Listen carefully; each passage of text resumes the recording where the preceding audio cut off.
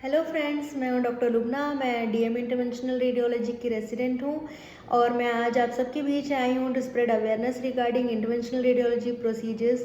तो आज चलिए हम डिस्कस करते हैं एक 19 ईयर ओल्ड फीमेल पेशेंट के बारे में जिसको स्वेलिंग थी in her forearm and it was by birth and उसको कोई पेन या कुछ नहीं था। So the parents neglected the swelling and now since 1.5 to 2 months patient को पेन हो रहा है in the swelling and it is been increasing in its size since her birth. Now she is 19 year old और हमारे पास आई and we evaluated the patient. हमने ultrasound किया। अल्ट्रासाउंड पे पता चला कि there were multiple blood vessels within the swelling. तो हमने एमआरआई करवाया। एमआरआई जैसे आप देख सकते हैं एक लीजन आ रहा है फोरआर्म में, सबक्यूटेनियस टिश्यू में।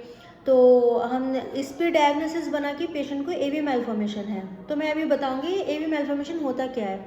तो in our body there are arteries and veins. Arteries वो वेजल्स होते हैं जो कि ऑक्सीजनेटेड ब्लड जो है कि जो साफ खून होता है वो फ्लो होता है आर्टरीज में, और जो वेन्स होते हैं उसमें डीऑक्सीजनेटेड ब्लड फ्लो होता है जो कि मैला खून बोलते हैं हम लोग।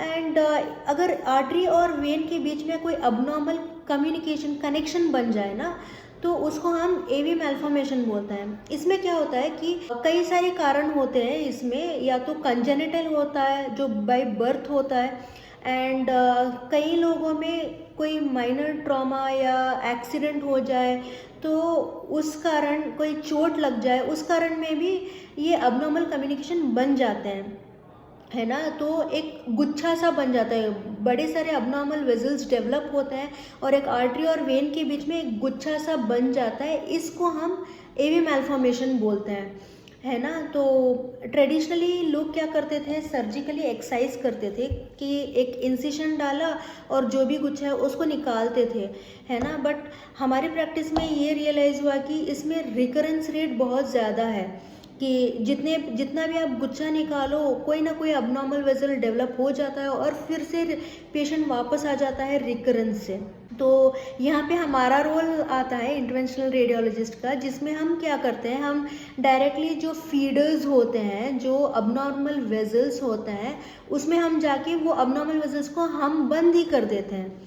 तो हमारे वेरियस हार्डवेयर्स होते हैं, ग्लू होता है, पीवीए पार्टिकल्स होते हैं, उसको हम यूज़ करते हैं ताकि कोई भी अबनॉर्मल वेजल ना बचे। तो मैं आपको दिखाती हूँ। हमने एमआरआई करने के बाद हमने डीएसए का प्लान किया। डीएसए में आप देख सकते हैं हम ब्रेकियल आर्टरी से रन ले रहे हैं। तो in brachial artery you can see जैसे ही फ्लो आ रहा है एवी मैल्फॉर्मेशन बन रहा है और इजीली ड्रेन हो रहा है वेन के through. So this is AV malformation.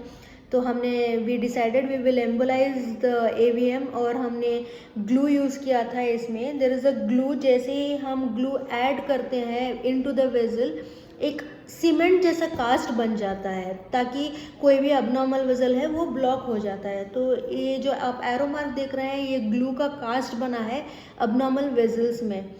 तो जो फीडर था हमने उसको बंद कर दिया है। Now we will show you the post embolisation angiogram, जिसमें आप देख सकते हैं कि कोई भी एवीएम फॉर्म नहीं हो रहा है, ओपेसिफाई नहीं हो रहा है, क्योंकि हमने जो भी फीडर्स थे आर्टेरियल फीडर्स उनको सारों को हमने एम्बोलाइज कर दिया।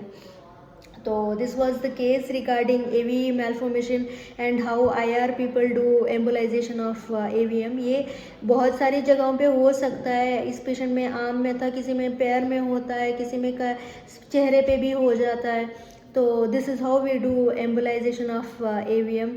आई होप आप सबको इसका यूज़फुल होगा, इस वीडियो का बहुत यूज़ होगा। And yes guys, please keep supporting me and I'll keep updating you people regarding the health issues which are being treated by interventional radiologists. Yes, thank you so much.